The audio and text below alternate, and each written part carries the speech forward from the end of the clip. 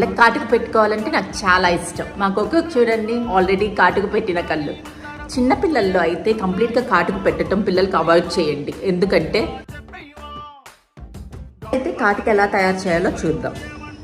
First ఒక దీప ప్రమిదను తీసుకోండి. ఆ తర్వాత నెయ్యిని తీసుకొని ఆ దీప ప్రమిదలో వేయండి. ఆ తర్వాత ఒక బాదం పప్పు తీసుకొని ఆ నెయ్యిలో ముంచి ఒక మ్యాచ్ స్టిక్తో కాలవండి. ఆ తర్వాత 2 గ్లాసులు తీసుకొని దానిపైన ఒక ప్లేట్ ఉంచి ఈ దీప ప్రమిదను ఆ గ్లాసుల మధ్యలో పెట్టండి. ఆ తర్వాత చూడండి, హోమ్ మేడ్ బాదం కాజల్ రెడీ. కాజల్లో బ్యాక్టీరియా సులభంగా పెరుగుతాయి. చిన్నారుల కళ్ళల్లో పెడితే కంజక్టివైటిస్, ఐలిడ్ ఇన్ఫెక్షన్స్ వస్తాయి. కొన్ని మార్కెట్లో ఉన్న లోకల్ కాజల్స్ లో లెడ్ ఎక్కువగా ఉంటుంది. ఇది చిన్న పిల్లల్లో డెవలప్మెంటల్ ఇష్యూస్ మరియు అనీమియా కూడా కారణం కావచ్చు. Same way tear ducts blockage వల్ల వాటరీ ఐస్ అండ్ ఇరిటేషన్ జరుగుతాయి.